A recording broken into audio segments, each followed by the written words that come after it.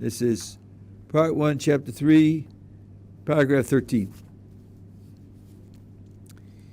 Now, this is what I told you, that the purpose of the exercise is that the soul should purify the body. And he says here that it happens in stages. And here is one of the places where I disagree with Rabbi Kaplan's translation.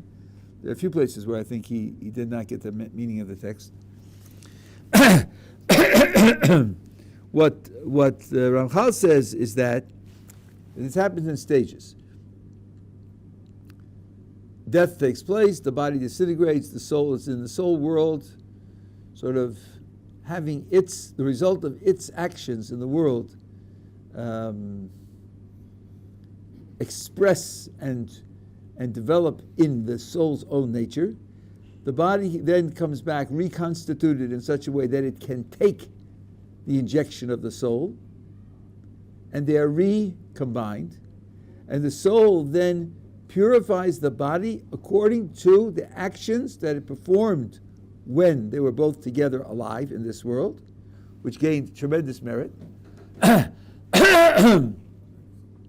So that then there's a kind of hishtavut, there's a kind of equality between the soul and the body. The soul achieved a certain level, a certain development. The body was left behind because it couldn't respond to the influence of the soul. Now, in its rebuilt state, it can respond, and it's brought up in one large transformation to the state where the body and the soul are on the same level, so to speak. But that's not the end of the story, because now that they're on the same level, there's continuing further transformation for the two of them together. And the soul, you have to understand that the soul also transforms, because the soul is created with a great deal of potential, and that potential has to be realized through its free will decisions. So just as the soul purifies the body, so the soul itself also develops. The soul also realizes its capacities, its abilities. Now, what the Ramchal says is, so therefore there's a stage 2, after the body becomes equal to the level of the soul, so to speak, then the two of them go on to further spiritualization, sanctity, purification. They go on together. Now, Rabbi Kaplan translates this as that the resurrected man will be able to continue to elevate himself. That's not right. There's no free will at this stage. There's no challenge. There's no possibility of failure. There's no possibility of transgression. That's been left behind. When he's after resurrection, there's only the process of purification, the first stage of which was caused by the free will decisions that he made in the prior lifetime. After that, it's sort of like earning the ticket for the train. So the first thing you do is you give the ticket, which you earned, then you get on the train. But then the train carries you. You don't continue to earn more tickets. You don't go up to the engine and sort of, run on a treadmill to make the train go. You're just carried by the train. But you go. You don't stay in one place. So the actions that he performed when he was alive gave him a certain merit. That merit applies to the body to bring the body up to the level of the soul. That gets him on the train. And then there's further transformation, but he's not responsible for it. He doesn't do it. So I think Rabbi Kaplan here has misunderstood the meaning of the text. And this then is the end of the picture of how our life in this world works and what its eventual result is, the way I have described it to you over the past few days. Are we together in this matter? Yes. Okay. Now, chapter 4, the condition of man in this world and the paths in front of him, in detail. English translation here is human responsibility. That's very vague. So the Ramchal starts off by saying we have to distinguish the nature of man in this world, the components out of which he's made, their status, and also the environment that he finds himself in and how he should relate to it. So he said, we've told you that man is composed of two opposites, which are the soul and the body. And we see that in our world, not the world that Adam was created into, but the world that we live in, physicality comes first. And its consequences are very strong. The baby is born and it's totally physical. Nothing spiritual about it at all. As we said. And the mind, understanding, the intellect grows very gradually and starts to operate very gradually.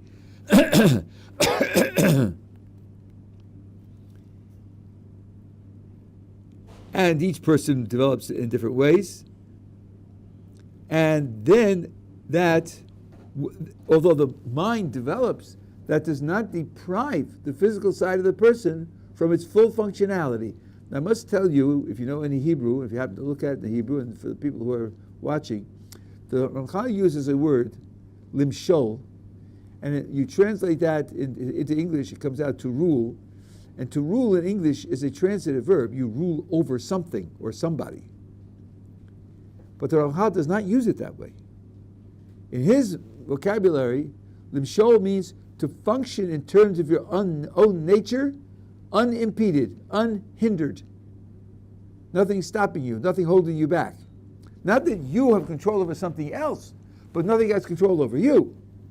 So he says the development of the intellect, which is an expression of the soul, doesn't hold the body back from being what it is. The body doesn't become less physical, less desirous of the physical. No, it's an addition to the compound. The development of the intellect is an addition to the compound. And it does not affect the inherent functioning of the physical side of the compound. Now, some of you may have heard that the reason why minors are not responsible for what they do is because they don't have das. Boys before 13, girls before 12, they don't have das. And some of you may have noticed that there are 11-year-olds who are very clever. They're really very clever. Some of them could even be geniuses. I think Mozart started writing string quartets when he was 7 or 8. So you say, what do you mean they don't have das? We see that kids before the age of maturity, the Jewish age of maturity, can do very clever things, even very intellectual things. So my oldest son explained this to me many years ago, that the word das in Hebrew does not refer to raw intellectual power. It refers to the fact that the intellect directs the actions of the person. The intellect takes charge over the emotions of the person. The das in Hebrew is the connection between the pure intellect and the rest of the person. And that's what the child lacks. The ability to use that das to constrain, guide, focus his actions. And that, when you'll have children, you'll observe it. That's a pretty accurate description of the way kids behave. They may be very bright, but what they use their brains for is very often not very smart. I don't say they outgrow it also at the age of 15 or 20. I didn't say that. But there is an advancement. Okay, so as we said, the material side has a tremendous advantage. It has a head start. And the development of the mind does not deprive the other side, it just is an addition. And then, at a certain age, there can be the use of the mind to address the actions of the person and through free will to control the operation of the body, and then that becomes the challenge. At least on the simplest level, as he says, you have a horse that has reins with a muzzle or a bit in its mouth to hold on to the reins. Don't let go. That's the first thing that the soul has to learn, to be able to hold on to the reins and not let go, so that what happens is under the control of the soul. The body may not want. The body needs direction. It needs to be overpowered sometimes to do, But that's the first thing to do, is to gain power and control, which may need to be exercised through great effort, but can be done.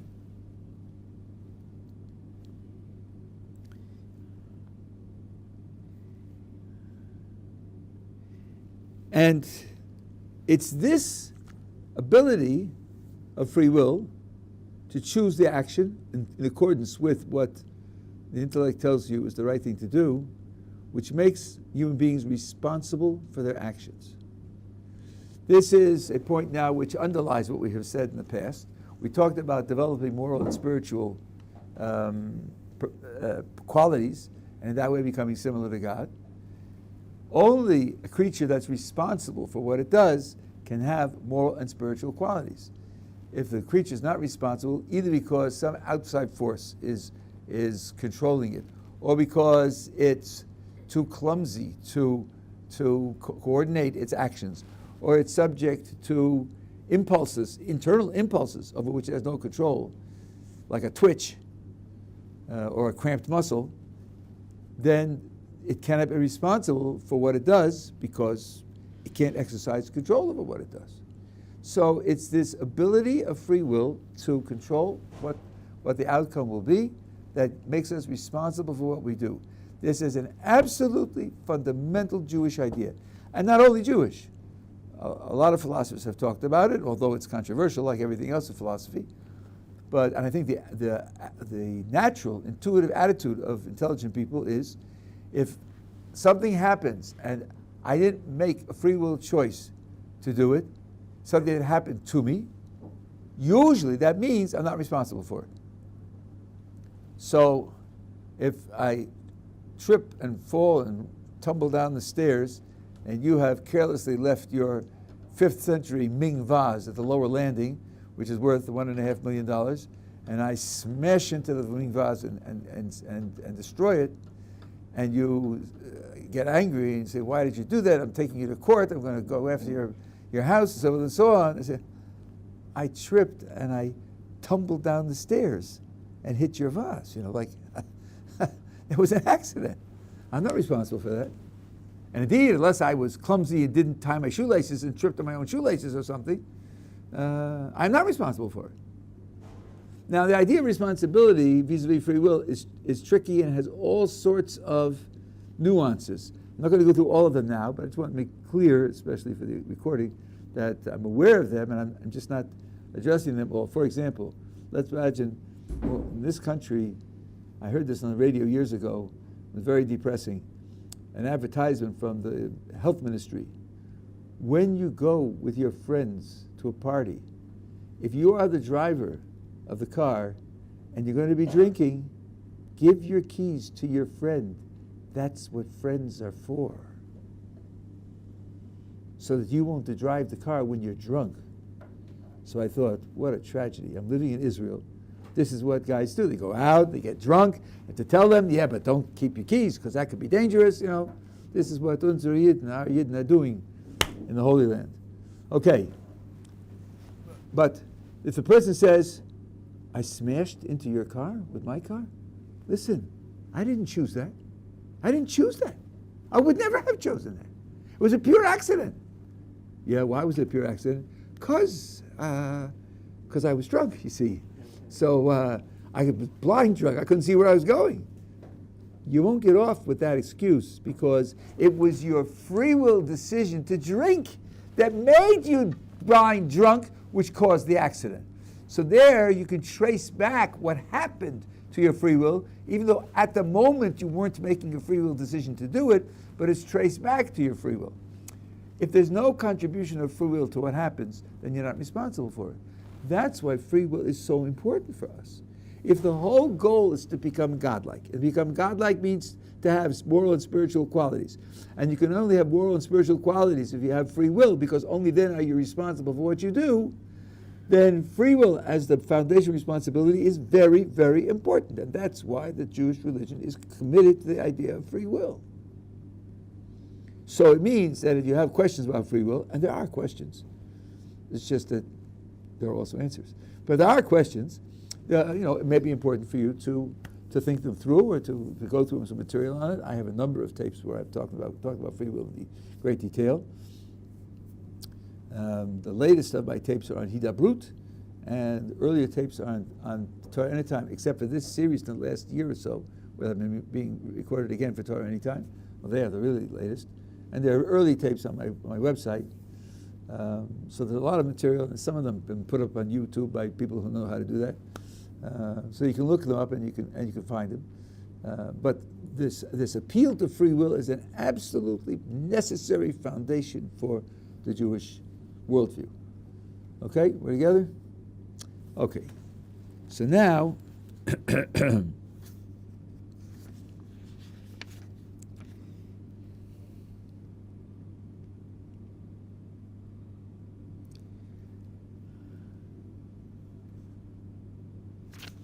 he stresses the contrast between the soul in its origin and its own nature versus the body in its origin and its own nature. Now, when the soul becomes connected to the body, as we said, a great deal of its existence can't connect because it would overwhelm the body. And it's in a condition which, in terms of its own nature, is utterly foreign and degrading. The analogy that the same author uses in the Mesilas Yesharim is you have the princess of the king, who for some reason or other has been married off to a rude, ignorant, primitive farmer. What could the farmer do to please her? Let's say he's kind-hearted and he loves her and he wants to please her. What could he do to please her? Should he play some music for her? Should he read her poetry? Should he cook her a good meal? She was living in the palace, thank you, where she had the best of what the world could offer. Nothing this farmer could do could make her feel at home and happy and satisfied and inspired. It's not going to happen. So the same thing is true with the soul coming into the contact with the body, operating in concert with the body. It's forced to operate in an area that is greatly beneath its nature, its character, its level. Now, and this is recorded in the Mishnah in Pirkei Avos. Now, when you think about this, there's something a little out of balance here. Let me try to make this point by making a comment on some other world religions. As you probably know, there are world religions which preach withdrawing from the world, living in a cave or on a mountaintop, living without certainly any social responsibilities, no family, living on berries, pretending you're in Gan Eden where you don't have to raise food, living with no clothes or with one set of clothes that you have for years, meditating, withdrawing from the world. And the thought there is a person's essence is his consciousness, maybe his heart and mind, and the physical world, and especially the social world and the political world and the rest are just distractions from what is his essential character. So if he withdraws from that world, he has a much better chance of developing his essential spiritual character. That's the guiding thought. Now, our question, the Jewish question, would be this. For us, spirituality means attaching to God. So I want to ask you a question. What is God's attitude towards mud? Mud, M-U-D. Does God despise mud? Does God think mud is a waste, that it's only a distraction? Why does he create it? God is creating the mud. Yes, and the stars and the angels and the human soul and all the rest, and the mud. Yeah, mud also. So if God's creating it, it can't be devoid of purpose. It can't be devoid of contribution. It can't be devoid of elevation. We said last time, the Ramchal tells us, that the whole of the universe, the whole of the creation is going to be perfected and joined together in that ultimate state of the world, which is eternal. So, From our point of view, the idea of withdrawing from the mud is a big mistake. It's a big mistake. Our idea is not to withdraw from, it's to take with. So the attachment to the physical is necessary. And if the soul is devastated by its attachment to the physical, there's something the soul isn't getting. Something the soul is not understanding. I'll give you another analogy so you can see how this works. And you can also see how things that you may know from other sources really all tie together. You may have heard, you know that tzitzis used to have a blue thread. There are even some people today who believe they have discovered the original source of the blue, and they wear blue threads also. But that certainly is something the Torah says, that there should be a blue thread in the tzitzis. Now the Gemara says that the blue of the blue thread is similar to the blue of the ocean. Blue of the ocean is similar to the blue of the sky. And the blue of the sky is similar to the throne of glory, God's throne in heaven, so to speak. I say, okay, look at that. I look at the blue thread, I realize that I'm connected all the way to the top.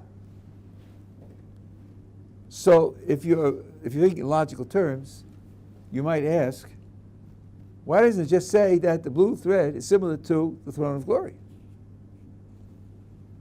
Why do you need the sea and the sky in between? Now, in pure logic, that's not a question. But when you think about it in pure logic, you get a profound answer. Because in pure logic, if A is similar to B, and B is similar to D, C, and C is similar to D, it might not be that A is similar to D. Because similar means only somewhat alike. So let's say somewhat alike is 80%. So if A is 80% alike to B, and B is 80% alike to C, and C is alike to D, A and D may share only 40%. The total likeness goes down each step you take.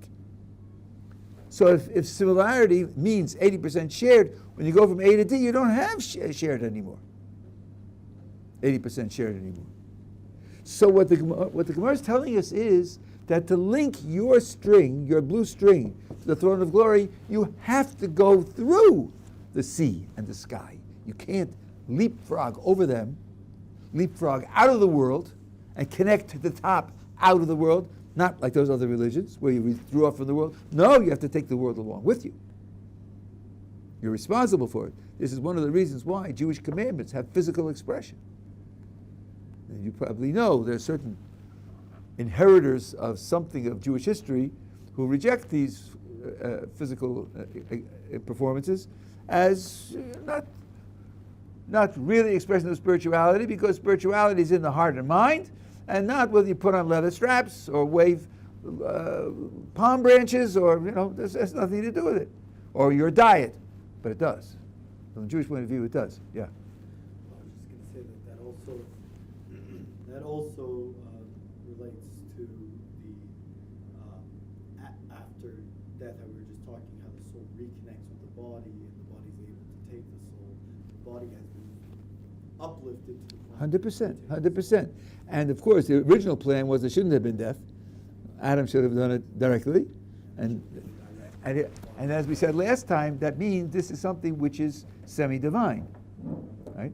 Because God is engineering that the whole of the creation should be elevated in that way. So this was the end of the point that I wanted to make over here, that someone who despises the mud is inviting a divine response to despise us. What are we to God but mud or less? So if the thing's beneath you because you're inherently superior to it and you leave it behind, you're inviting the Creator to say, well, I'm infinitely superior to you, so I'll leave you behind. And the Ramchal's position that nothing's left behind, not even the mosquitoes, right? That everything gets elevated. That's a very dramatic implementation of this idea that it's all a matter of concern and nothing gets left behind. Yeah. So I heard a Perush about why Yitzchak thought that Aesop was really good, and it had to do with the fact that Aesop asked Yitzchak what bracha should I say on the salt and he wanted to bring the salt and the flax seeds as like a offering or something, and in fact that's what Cain did as well. And it seemed like he was making a connection there that Aesop wanted to elevate even those things that were so lowly that you don't even have to make a bracha on them, like salt and flax seeds. So that would seem to indicate that there are some things that are lower than other things in this world. Okay, so you're asking about Esau and the way in which he tried to fool his father, and so on and so on. There's a lot to be said about that. It's hard to say that Isaac was taken in by that. There's a difference between explaining what Esau's motivation was on the one hand, and on the other hand, explaining whether his father saw through it or not. You combined the two of them together. You indicated that his father thought that he genuinely wanted to do this and thought of him as in a good situation. There's a lot in the text which is against that. There's a lot of things against that. But your question you end with, I didn't say anything about there not being gradations. All I said is that nothing's to be rejected, nothing's to be despised, nothing's to be left behind. There's no question that wine and seawater aren't comparable. With wine, you could do a mitzvah deraisa, with the seawater, you can't. So if the blue of the string gets to the throne of glory by going through the sea, that means the sea is functional, it's important, it has a role to play, but it can't compare to wine. So there are definitely gradations, but nothing gets left behind and nothing's to be despised. Those people, those cultures where they preach living in a cave and leaving social life, family life, political life, and economic life behind because they're to be despised and to be freed from, that's what we're opposing. But not the idea of making gradations. There definitely are gradations. Yeah. So, but there is a concept that there are certain things that we can't elevate through any means but rejection. Like what? Like pork, for example, as an example that I read, was there's nothing that one could do with pork apart from reject it in order to elevate it. You can feed it to your animals. Pork is not forbidden to have a benefit from. I see what you're saying, but The pigskin football is fine. It's fine. And then you take a pig and feed the meat to your dogs, and they go with you to pasture the sheep. You can certainly have benefit from it. No, there are things. The only things that you can't have benefit from are things that human beings have created. Things that are used for idol worship, you don't have to have any benefit from. Milk and meat cooked together, you don't have to have any benefit from. Certain types of mixture of seeds, you don't have to have benefit from. But these are things that human beings have created. Typically, is everything that in God's world that He created has a positive use. And furthermore, let's take an idol that a Jew, Goyish idols can be retrieved, but not Jewish idols. It's different. Jews, when a Jew does it, it's over. Right? But when you burn it, you're doing something positive with it. It isn't as if you just ignore it. It isn't as if you ignore it. When you burn it, you're doing something positive with it. The destruction of it is something positive. So it isn't as if it's out of range for significant action, valuable action. It's just that if it's a food, you can't eat it. You know, if it's a car, you can't drive it. But that doesn't mean there's no significant action that you could take with it. So I think you have to think more broadly about the ways in which things can be used than their standard normal use. I was kind of thinking about, I don't know how to say this in English, I guess, like klipa, Gumor, which is like things that can't be brought to holiness, right? Is that not what that is? There are certain things that we can't bring to holiness.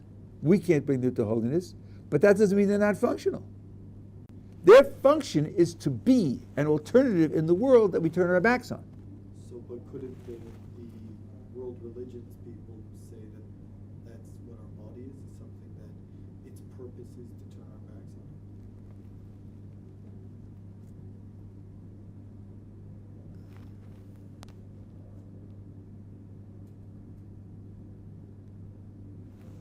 Let's think about that.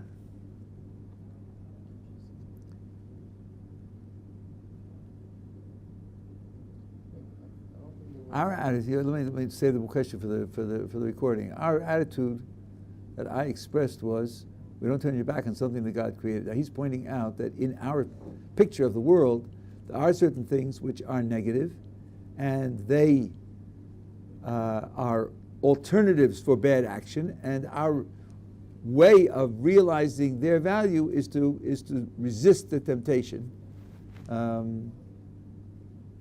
because they can't be elevated. It's a good question. It's a good question. Let me think about that for a second. I could say they're wrong in detail, but that's not what I was saying before. What I was saying before is they were wrong in principle.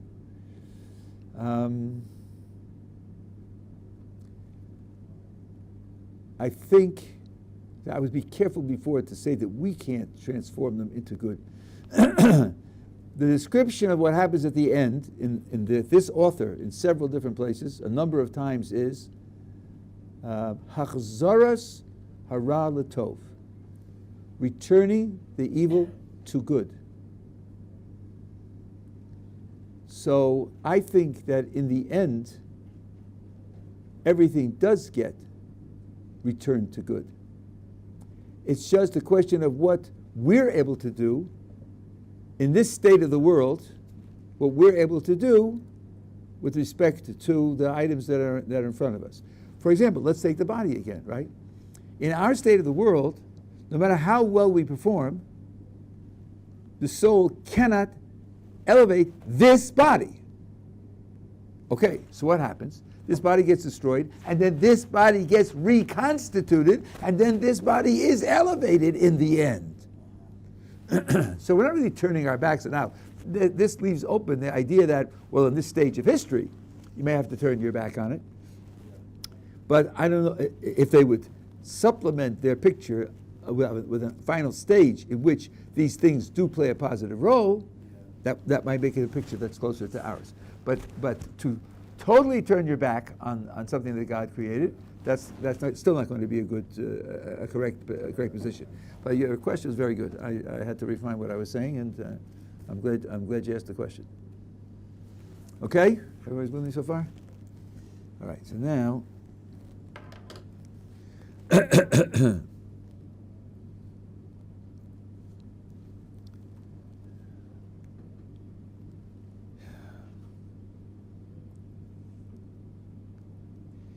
okay, and I told you this also, but in the third paragraph, he says that because we're in a situation where we have to provide for all our needs, and we provide them by interacting with the physical world, then we are continuously focused on the physical world because we can't help it. We can't, otherwise we're not going to be able to survive. Now, we said that before, but there's another element here, there's a hidden element here, which Rav Desta talks about in great detail, and which the Ramchal is alluding to, and it works like this.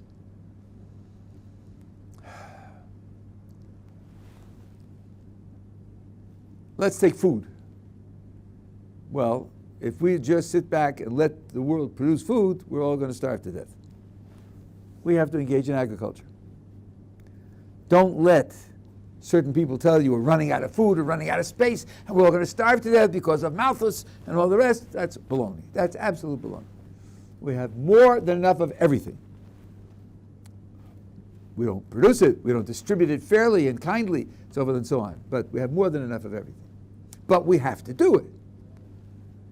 Now, let's think about the psychological and spiritual effect of doing it.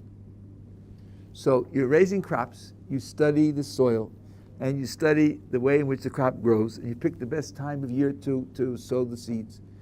And then you find out what the natural predators are on this crop, and you take measured against it, whether it's fences or natural enemies, other insects that eat the insects that eat the crops, and so forth and so on. And you provide fertilizer and watering and shade and all the rest. A lot of study, a lot of effort, a lot of investment. 6 months go by, the crop is in the field, and it's healthy, strong, plentiful crop, and you harvest it and process it and sell it. How do you feel? How do you feel about yourself? I think you feel, yeah, wow, I did a good job, you know. I studied it, I got all the resources together, the bank lent me money, the interest rate was good because now when I'm going to sell this stuff, I'll pay off the bank, I'll have a profit. I did it, I managed it. I was responsible, and I got the reward. Which word did I just use 4 times? I. Awful lot of I there. And having made the effort, put yourself on the line, it's very natural to say, I did a good job. Where's God? Yeah. Oh, God. I think he's on vacation, actually. Okay, he set the world up, but he's been on vacation, and I've been carrying the burden myself. Well, that's not exactly true. That's not exactly true. So when you think of the physical world as an agency that hides God's presence, more than just the regularity of nature is going on, cause and effect. You're sitting as an observer, like the 18th century empiricist said, watching the passing show and trying to figure out the correlations. No, I'm actively involved, like the American pragmatist said. And being actively involved makes it worse because my ego wants it to be a dead machine. Because if it's a dead machine, then I figured it out, I took control of it, I made it productive, and I made the success. Whereas, if it's not a dead machine, if it's really a divine production, if all my efforts are responded to by divine will and power, and that's where the results come from, that's going to deflate my ego, all right, because I didn't produce the results. I acted in a way in which the creator of the universe wants me to go through the experience of having a lot and deal with it and see how I can develop through it spiritually. So there's a tremendous temptation to avoid seeing God in the world. And that's part of what one has to overcome. Because one has to overcome this natural, powerful human desire to take credit for what you do.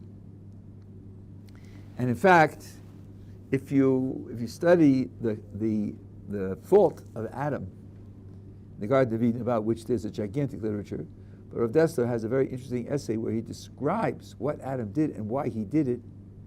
You could see that he was tempted by precisely this temptation, and he failed in it. And the way in which the world deteriorated was to repeat the temptation over again and to give each one of us a share in overcoming that temptation. So I will tell you now what Rav Dessler says about Adam's failure, and then I'll explain to you how our world is a way of rectifying that failure. As I told you a few days ago, when God punishes, it's not a slap. Oh, you did the wrong thing, bang! No, it's a way of rectifying the thing that went wrong. It's a way of responding to the failure to give a person a chance to achieve a success. Maybe under different conditions, but the theme has to be the same. So, here's Adam in the Garden of Eden. And God says to him, don't eat from the tree of knowledge. Now, according to our sources, Adam was created in a very, very high state. He was created in a state where he was not capable of deliberate disobedience. None of this, gee, at McDonald's they have a 2-for-1 on bacon cheeseburgers just for this week. Kosher? I'll keep kosher next week, okay? But this week it's 2-for-1. You can't tell me to give this up. That's God said no bacon and no cheeseburgers, and I said yeah, but I'm doing it anyway. Adam wasn't capable of that. So how could he possibly fail? He could only fail if he could convince himself that what he was doing was right. Then the struggle is in the convincing process, to be honest. Now, how did he do it? So he did it like this. Here I am, I'm not able to deliberately disobey. God says don't eat from the tree. So let's say I don't eat from the tree. That's what he said, and that's what I do. So then, at the end of the day, what has been accomplished? I can't rebel, and I didn't rebel. Congratulations, great job, right? And there's no victory, there's no sanctification of God's name, the demonstration of God's holiness. So I just did what I was programmed to do. That's absolutely trivial. I have a better thought. My thought is, I'll eat from the tree once. By eating from the tree, I internalize the Yetzer Hara, the evil inclination. I then become capable of deliberately disobeying, and then I won't eat. I'll suffer a real temptation, an inner conflict, and I'll overcome that inner conflict, and then it will be a great sanctification of God's name. Now, you'll tell me that, fine, you're very clever, you thought up a really brilliant idea, but he said don't eat from the tree. Oh, but there's a way out, you see. Because in Jewish law, there's a principle called Hora Shah. Hora Shah means from time to time, we can violate the law on the books if the violation will create a greater sanctification of God's name. That's written into Jewish law. Courts can do that, according to some prophets can do that. So the law isn't absolute. The law isn't absolute. There are times when you can violate the written law, oral law, the statutory law, to create a greater sanctification of God's name. Elijah challenged the priests of Baal to a sacrificial contest in Haifa, in the Carmel Mountains. The temple was standing. You're not allowed to offer sacrifices outside the temple, but when you're fighting with the priests of Baal, you can do that. You can do that. So Adam said, God taught me the Torah, so he knows I know this principle of Hora Shah. So I bet this is what God wants. God wants me to use the principle of Hora Shah to violate the law once. By violating the law once, I internalize the evil inclination. Then I have an inner conflict. And then when I succeed in overcoming that inner conflict, there will be a much greater sanctification of God's name. This was the test. To follow this rationalization or not. And if you're following me up to this point, probably you're thinking, gee, what's wrong with the rationalization? Sounds good. Like, he's using the principle of Jewish law, and the outcome will be better, and what's wrong? So Dessler, being a Baal Musar, which includes being a philosopher and a psychologist, says, here's where he went wrong. Here's where he went wrong. He represented the option to himself in a certain way, which wasn't psychologically true. He hid from himself his real motivation. And that's why he made the mistake. And here's the gap. Here's where he represented it to himself. He said, if I just follow my nature and I don't eat from the tree, and God created me so I can't rebel, then the sanctification of God's name in the world will be trivial. Nothing will have accomplished. God's purpose in creating the world will be trivial. And that's a tragedy. That's the way he represented it to himself. But his real motivation was this.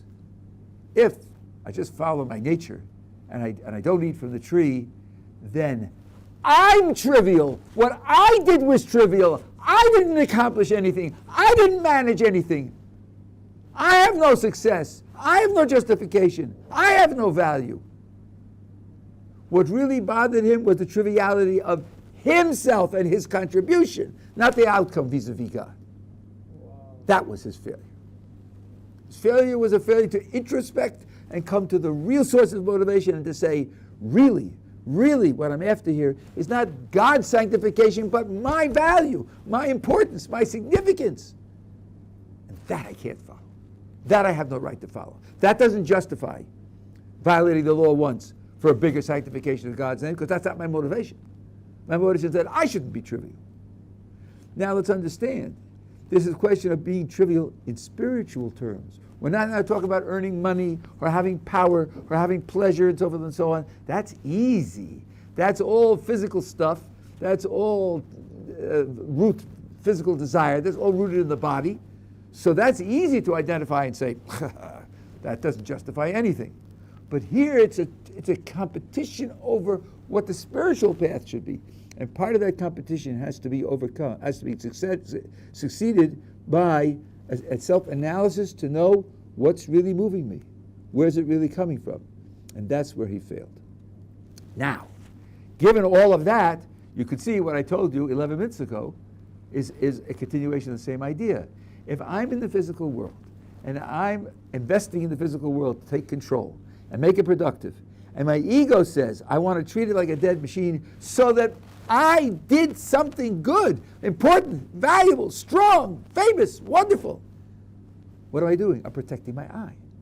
I'm doing exactly the same thing that Adam did. So by placing us in the physical world and facing us with this challenge of being willing to release the I, to release the claim of merit and success for the outcome, it's really a continuation of the same challenge that he had and that he failed at. That's the way in which God responds to a failure. As I said, it's not a slap in the face. It's repeating the challenge on a different level, perhaps, in a different context, but it's really a repeat of the challenge to enable us to finally succeed at the same challenge. So that, I think, gives you, I think Prof. Dessa's analysis here is really beautiful. It's based on all of Ramchal's work, that this seductiveness of the physical world is built in, and our necessity to take it seriously and interact with it is built in so as to have the spiritual challenge of letting go of the outcome. When we are successful in achieving what we set out to achieve, let go of the outcome and say, really it comes from HaKadosh Baruch Hu. That's the spiritual challenge that we're facing. Yeah? Can we get there through the physical to that level of spiritual? I'm not quite sure what that would mean. I'll give you an example of how Ramchal says in this book. He says the purpose of the whole creation is Vekas, being attached to HaKadosh Baruch Hu. That's a long, difficult process. It takes decades, and it's only gradual. HaKadosh Baruch Hu, in his infinite kindness, said, but I want you to have free Vekas from time to time. Free, no matter what level you're on. That's prayer. In prayer, he says, I'm available to you. Come to me. I accept you into the throne room. Without all the preparations, without succeeding in all the mitzvahs that you have to do, everything else, I want to be connected to you.